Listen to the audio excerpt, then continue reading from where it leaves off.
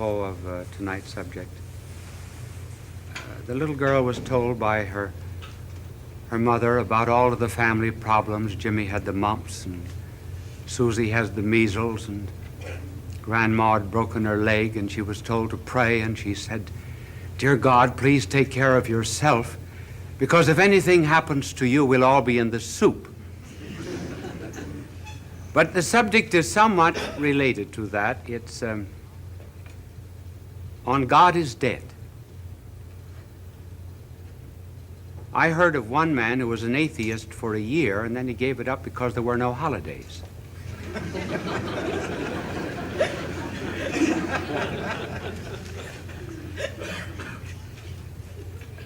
We'll try to explain to you this much discussed subject. God is dead. Now, there are two ways in which this can be understood. God is dead. It can be understood one way. I don't know how I happened to write that. My angel, leave it there, angel. The name God is dead. That is one sense in which it is used. In other words, the name God has no significance today. The other meaning of the phrase God is dead is that the reality of God is dead. In other words, God himself is dead. Here it's only the name. Now, this is one of the very popular ideas today. Why is the name of God meaningless? I will give you their argument without going into the names of the philosophers. I'll not mention any of the popular American ones because, listen, their theory won't be known in 10 years from now. This telecast would outlast their theory. Their theory and idea is this. We live in a technological scientific age in which we're able to verify and to prove any statement that we make. There is therefore nothing that is true or false. Words are only meaningful or meaningless. Now, applying this verification principle, namely, if a name cannot be verified in experience, it is useless. They say the name God has no meaning in our modern civilization, in our secular age. The name Father has no meaning. God is love, is meaningless. Well, why then do people continue to use the word? Well, their answer is this. They use a Dutch word, and they say that the word God is what they call a blik, B-L-I-K. A blik is a Dutch word meaning a view. It isn't something that really exists. Now, that's their idea. What value has it?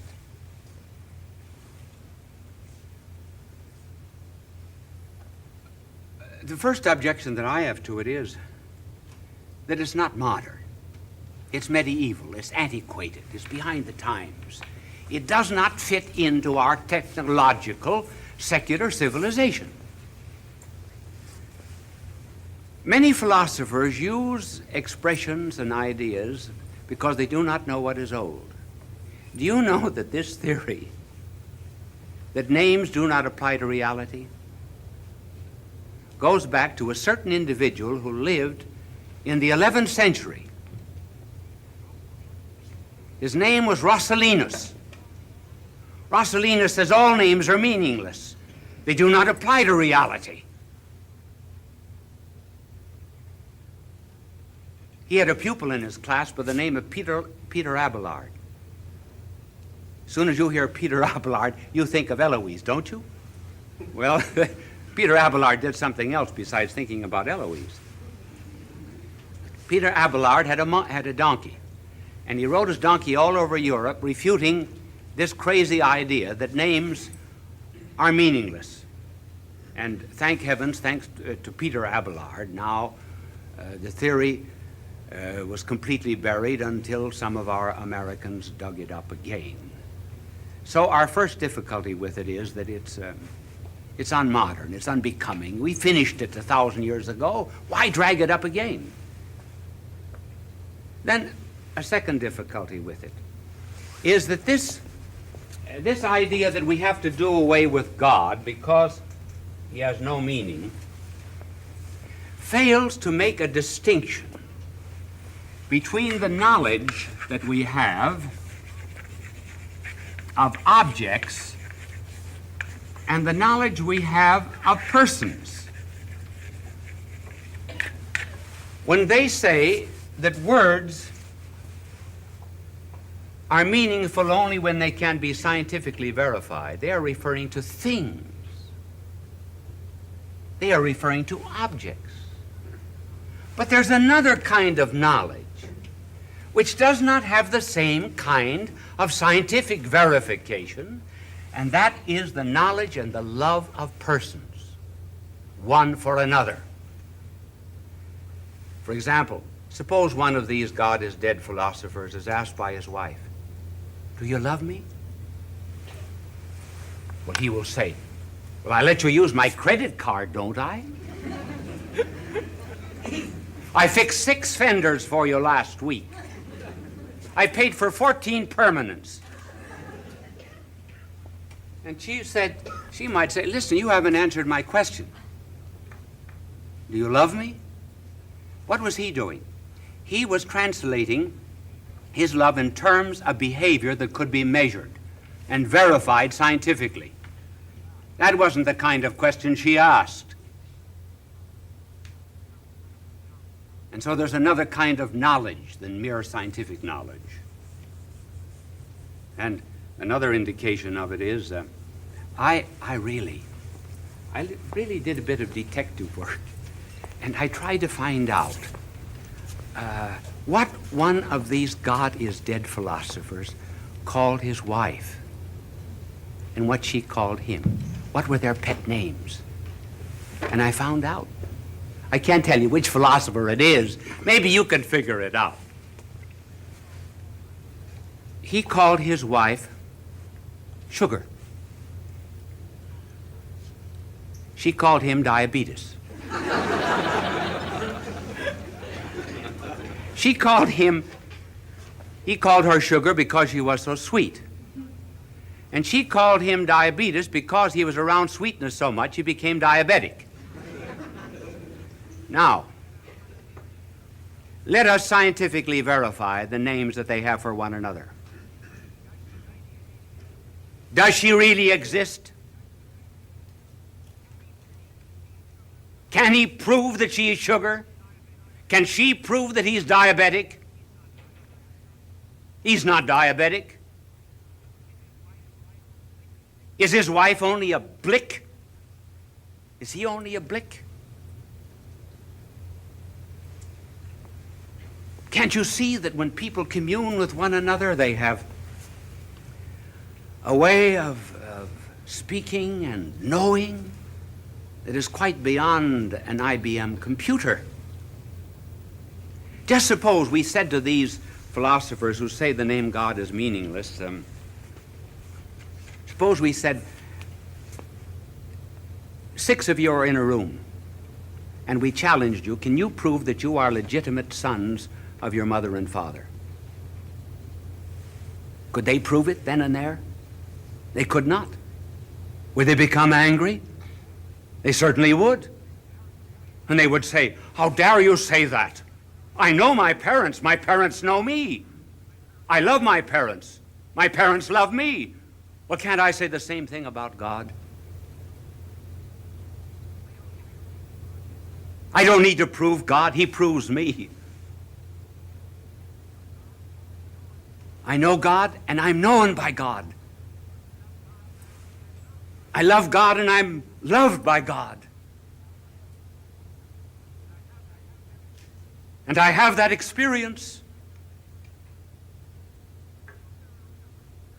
And so there are other ways, therefore, of knowing than those that we have mentioned.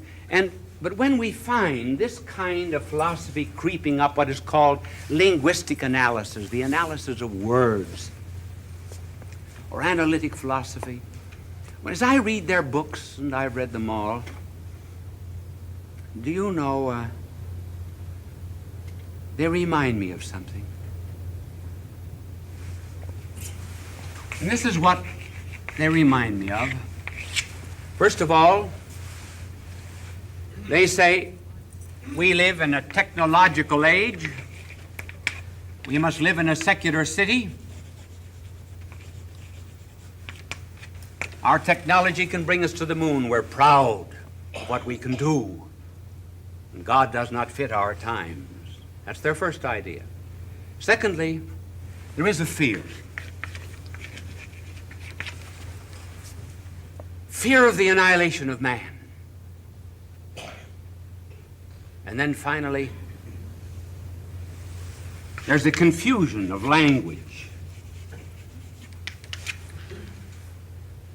They do not understand what one another is saying, particularly in the realm of philosophy and theology.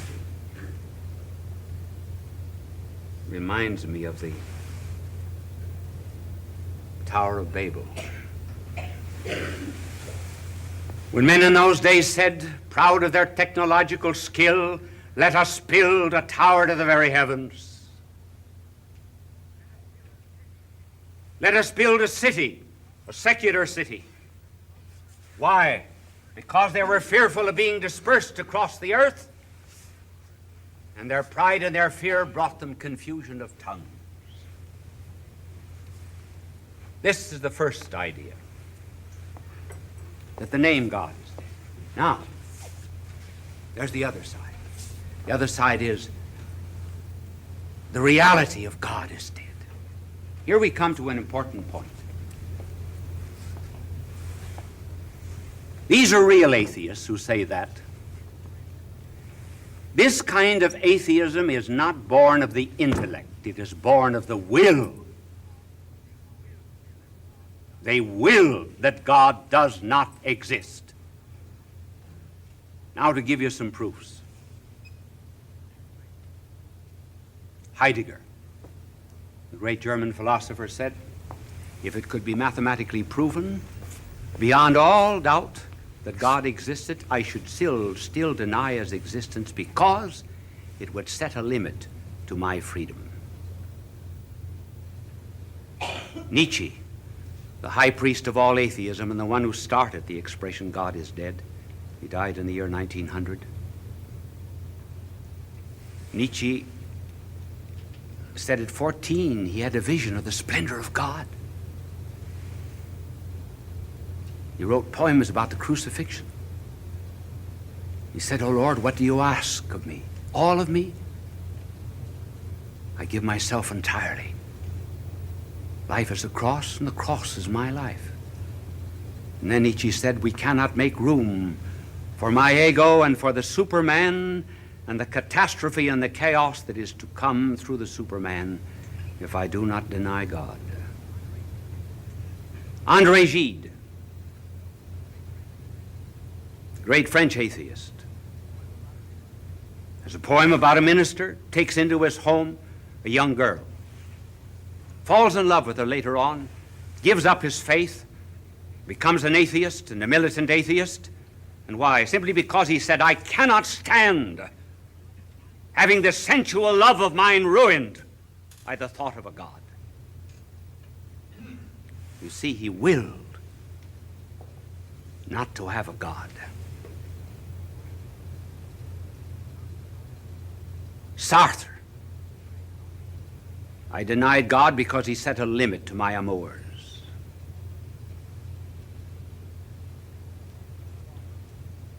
Kirillov, one of the characters in Dostoevsky, said, I will commit suicide because if I die, God is master of my life.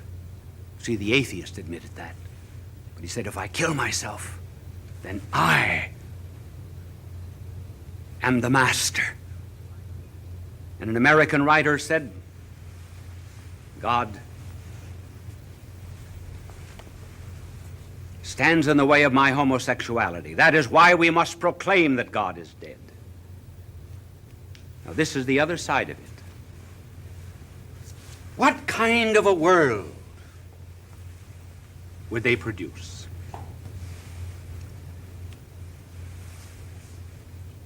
I'm going to read two testimonies of a world without God, a world in which God is dead. One is a testimony of Jean Paul Richter, who wrote a little-known novel in 1796, in which he woke up, imagined himself rather dreaming on a hillside, and he saw the dead round about, and the dead said, "Where is God?" No answer came back. He saw a corpse in the church, and the arms folded together in prayer, and then they fell apart and fell on the ground because prayer was useless. And then children spoke, and they said, as Christ appeared over the main altar, "Where is Christ?" And Christ answered with tears streaming down his cheek, "We're orphans, all. You and I. We have no father. I am alone." And then he woke up from his dream and prayed. But the man who started God is dead, Nietzsche, tells us what the world is like without God and what it will become. Nietzsche was a great pianist, friend of Richard Wagner. One day, seated at his piano, he stopped playing, touching the pianos with his fingertips, and he began pounding the keys with his elbows, shouting and shrieking against the person of God and against Christ. And he went mad. Mad.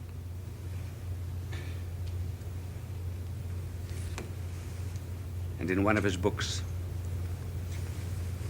he makes a madman tell the world there is no God. And this is what Nietzsche wrote. This is the world in which God is dead. Have you not heard of a madman who lit a lantern at noonday, ran to the marketplace and cried unceasingly, "I am looking for God"? And since there happened to be many there standing who did not believe in God, he aroused great laughter. "Is he lost?" said one. "Or gone astray?" said another. "Maybe he's afraid of us." So they laughed and they shouted. And the madman leaped in their midst and pierced them with his glance. "Where is he gone?" he cried. "I will tell you. We have slain him. You and I.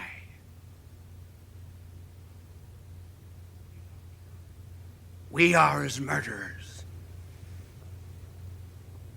How did we do it? How could we drink up the sea?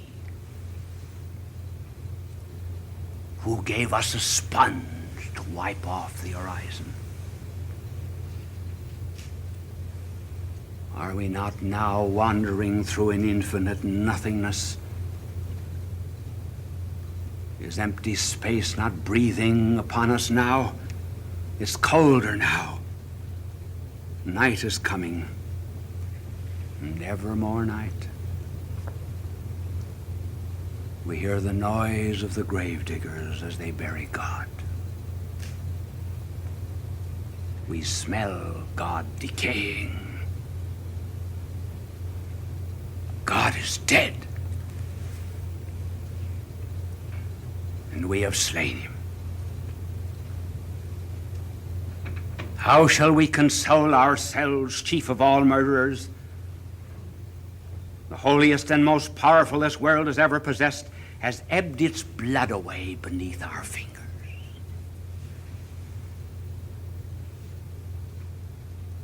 Who can make us clean?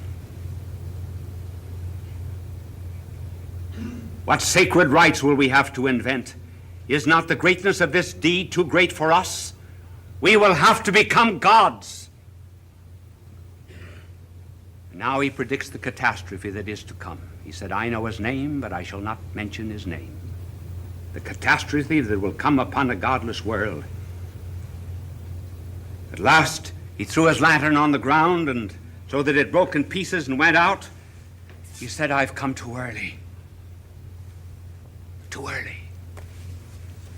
That monstrous catastrophe that is to fall upon the world is not yet upon us.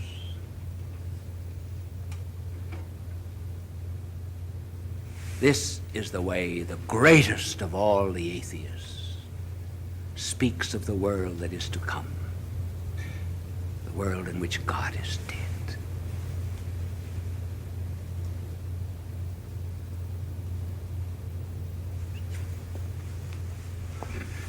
Dostoevsky, who knew atheism well because he predicted it coming into Russia, said that humanity has two ages. One age is from the gorilla to the death of God. The other age is from the death of God to the annihilation of man by a catastrophe. Can it be that there is a moment when the moment that we have invented the atomic bomb is also the moment when we're in danger of annihilating ourselves? I tell you, these men have not convinced me that there is no God, but they have convinced me of one thing. They have convinced me that there is a devil.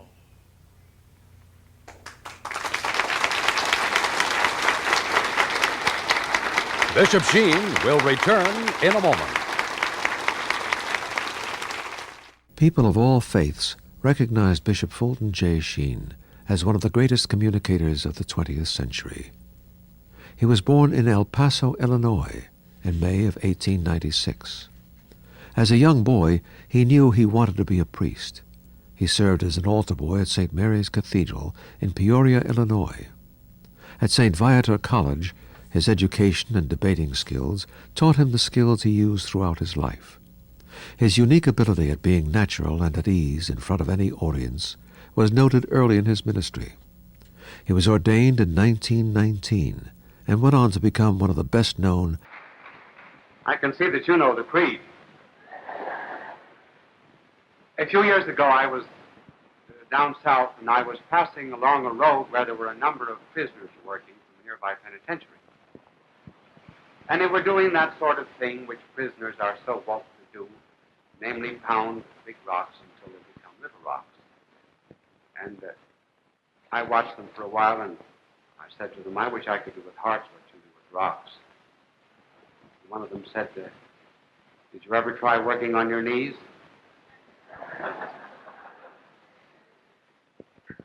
I do not know how many Americans there are who work on their knees. The American loves speed. You know, he is the only one in the world who ever thought of inventing a rocking chair, because you can go places at the same time you're resting.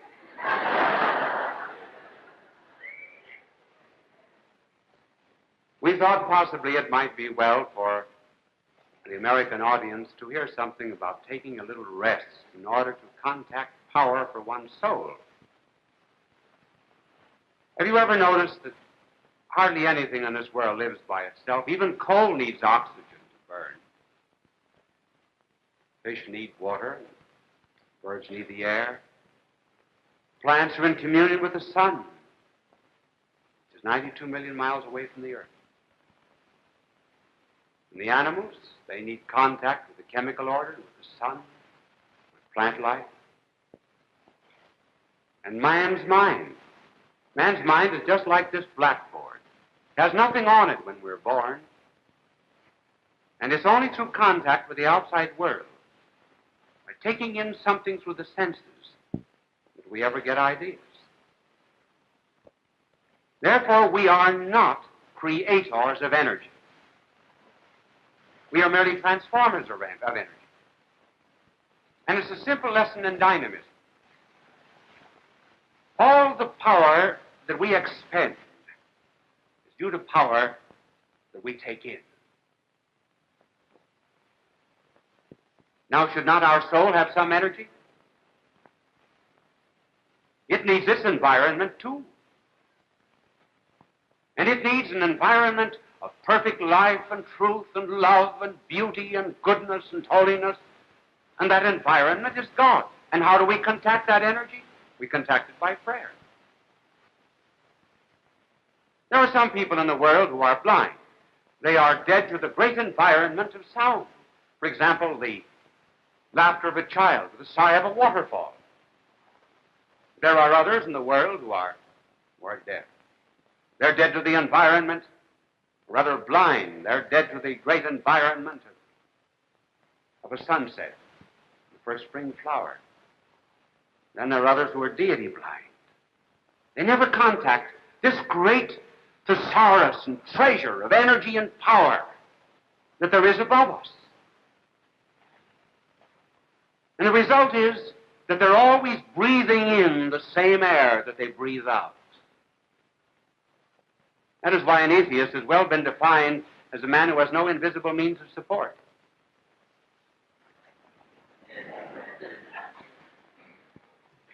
One of the reasons why we're unhappy in this world is because, actually, our bodies are going too fast. This is a body. This is the body of a man in motion. And here's the soul of the man. Now, our bodies are going so fast that our poor souls haven't got time to catch up with us. And the result is that we've lost all contact with this energy that could give us peace and happiness. I'll let my little angel erase that now. You know, politicians talk through their hats, but my angel talks through his halo.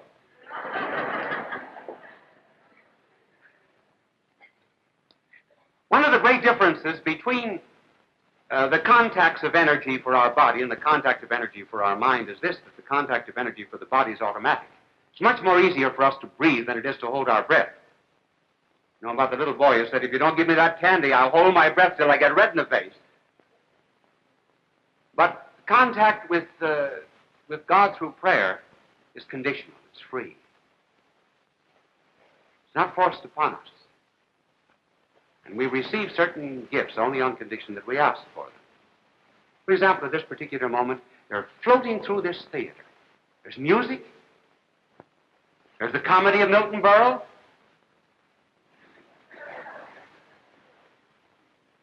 There are political discussions. There are soap operas.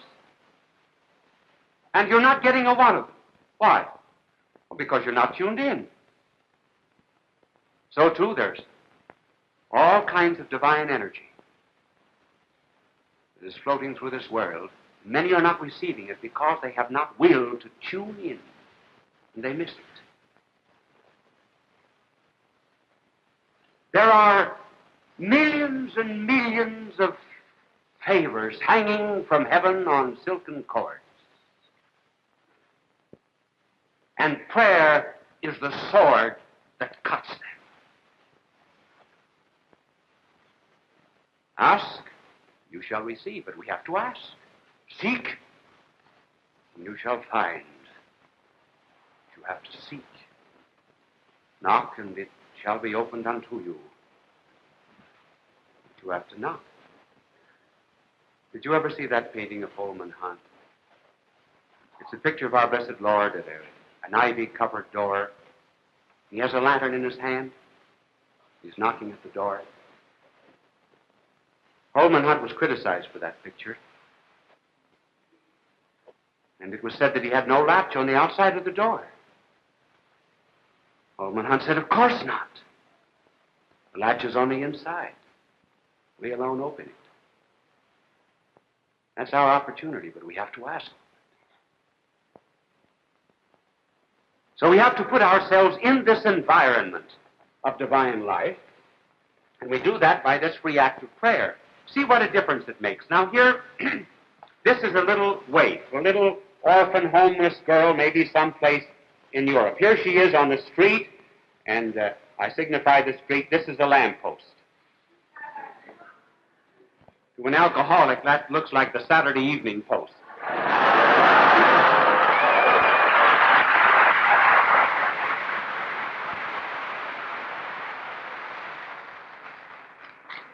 Now here's another little girl in a very happy home. This is a house, a home. And this is a transparent home. And here's our little girl in here, very, very happy, and her father and her mother and so on in the house. This little girl does not have food, clothing, shelter, and affection. This little girl has all of those things. And why? Because this girl here is in an environment of love, which this one is not.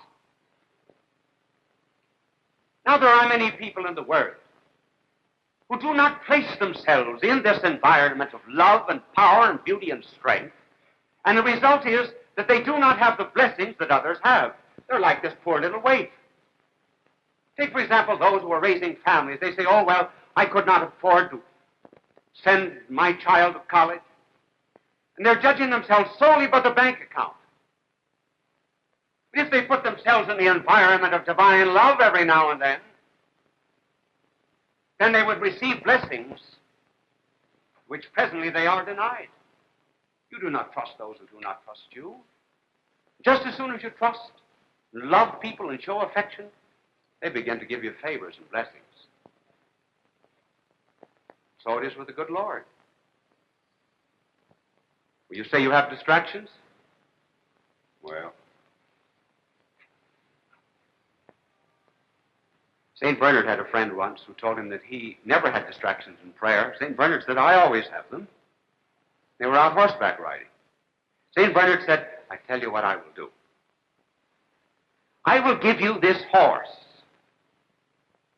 if you can say the Our Father without distraction.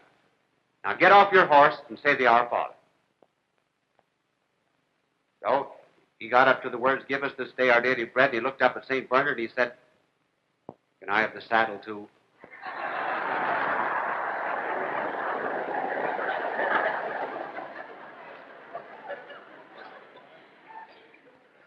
Now we'll speak of various kinds and forms of prayer by which we contact this energy. One would be petition. Another would be something that is very seldom understood, namely worship. And the third would be the prayer of action. First of all, petition.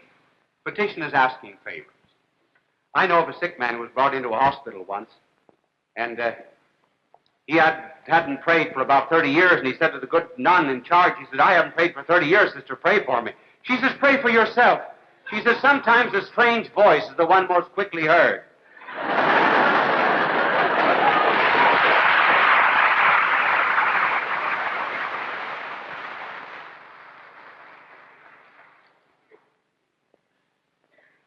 Now we should ask Almighty God for favors,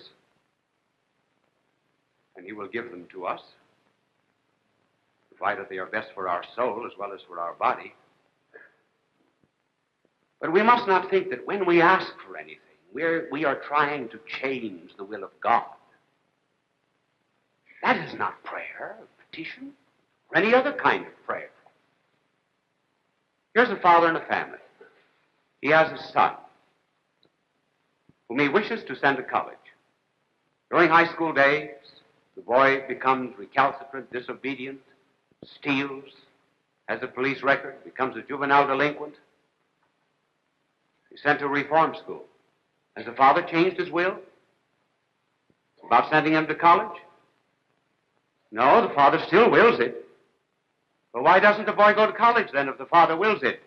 because the boy has not fulfilled those conditions which were necessary for the father giving him a college education. Prayer then, instead of changing the will of God, actually places us in that environment which makes it possible for God to give us things that otherwise it would be impossible to give. Now, for example, if my father had a Stradivarius violin, which he didn't have, he might have wished that I would have been a violinist or a musician. Did you ever hear me sing?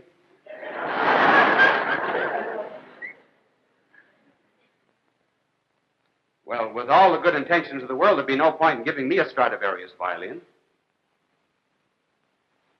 Simply not deserving of that particular kind of gift. While petition is a legitimate form of prayer, it is not the full nature of prayer. But let me tell you, however, of a particular example of petition. Normally, priests are ordained about at the age of 24. I was mentally retarded. I was ordained at 24, but they sent me to school for 5 more years. So here I was studying at the University of Louvain in Belgium until I was 29 years of age. Those 6 years in the 3rd grade sure set me back.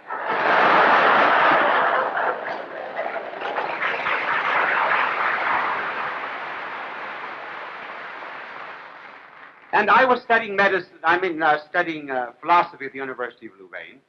And I wanted to go to Lourdes. You know Lourdes. You saw the movie, maybe, The Song of Bernadette, read Werfel's book. Those of you who have the faith know Lourdes very well. And I wished to go to Lourdes to celebrate the 5th anniversary of my ordination. I had just enough money to go to Lourdes, but not enough to live on once I arrived. And I asked my brother, who was studying medicine at the University of Louvain, if I'll not make a plug now about him, where he is or where his office is, anything of that kind. He'll shoot me for it. He missed a great opportunity, but we'll let it pass. So he was studying medicine at the University of Louvain, and I asked him if he had any money. He was a typical university student, too.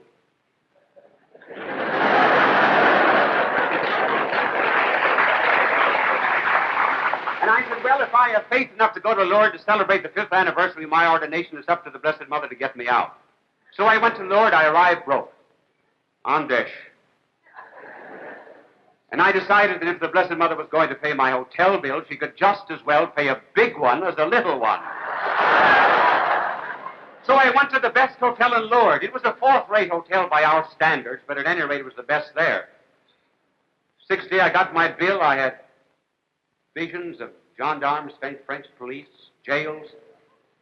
I stuck it out because the novena was 9 days of prayer. Waiting for the 9th day, I went down in the morning, nothing happened. The 9th noon, nothing happened. The 9th evening, nothing happened, and it was serious. So I thought I'd give the Blessed Mother another chance.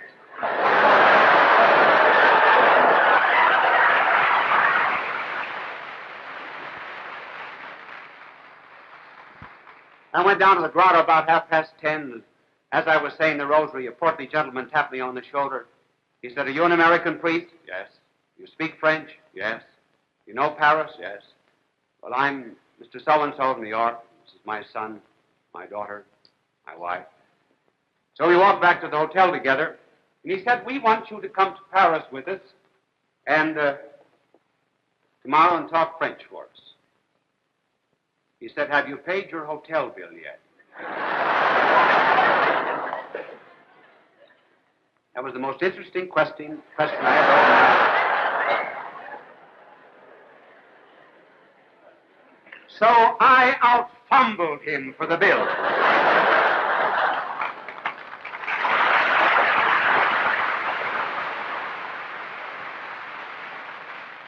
One of those not too rare moments in life where the grasp does not exceed the reach. And we went to Paris, stayed there a week with him, and he said at the end of the week, I will give you my address in New York. He said, you can call on us when you come back. Do you mind taking it at the bottom of a check? And I said, not particularly. So I arrived back in Louvain with much more than I started with. Then when I came back to America, we went back again to Lourdes 2 times together to thank the Blessed Mother for introducing us one to another. Now, the moral of this story is for you people that live in Peoria not to come to the Waldorf and expect the Blessed Mother to pay bills there.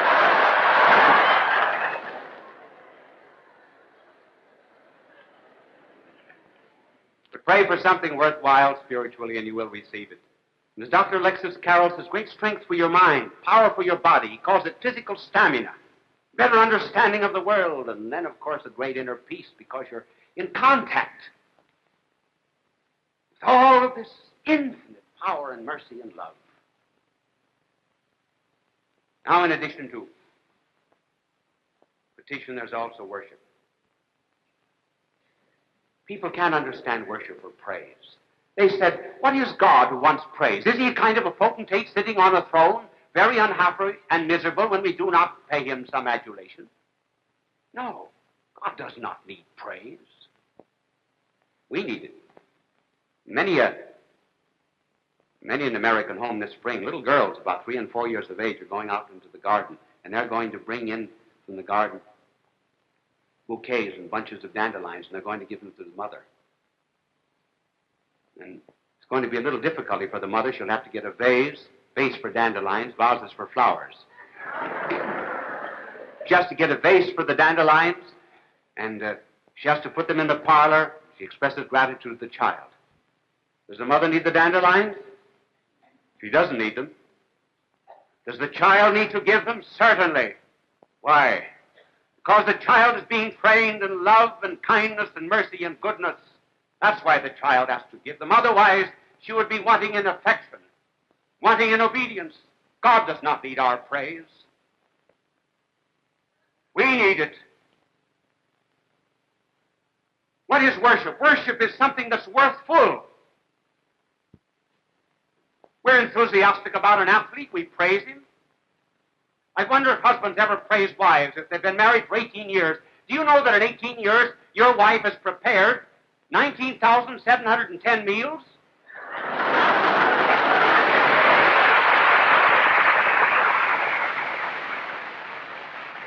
And then, now, for example, at the end of this television program, there's going to be a great burst of applause. And why? Why will there be a great burst of applause? It is because you will have heard something that was transcendently superior. You will have heard something that was beyond all competition. You will have heard something the like of which is not given on any other television program. You will have heard something that delights every father in the United States, that thrills every mother, that pleases every child, namely a commercial about an Admiral refrigerator.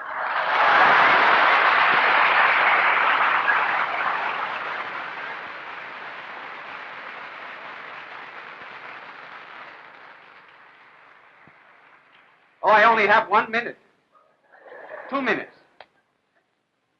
to talk to you about action. But every little action that we have can be turned into a prayer. For example, the men working these booms, lights, cameras, angels, stenographers, taxi drivers, sword diggers, everything. Everything can be made a prayer, provided we offer it up in the name of the good Lord. That's praying while we work. Down in the gutter of a city street, there's a drop of water, soiled, and dirty and stagnant. Way up in the heavens, a gentle sunbeam sought, leaped from out the azure sky, down to the drop, kissed it, thrilled it through and through, with new strange life and hopes, and lifted it up higher and higher and higher beyond the clouds, and one day left it as a flake of immaculate snow on a mountaintop. So our own humdrum, routine workaday lives, in the pantry, in the school, in the office, on the farm, in the machine shop, all of these can be lifted up into the spiritualization of our lives, provided we bring to them the inspiration of someone who saw apostolic zeal in thought, provided we bring to them the inspiration of a captain bearing 5 wounds in the forefront of battle, provided we bring to them the fixed flash of that instant of intolerant enlightenment, the lightning made eternal as the light.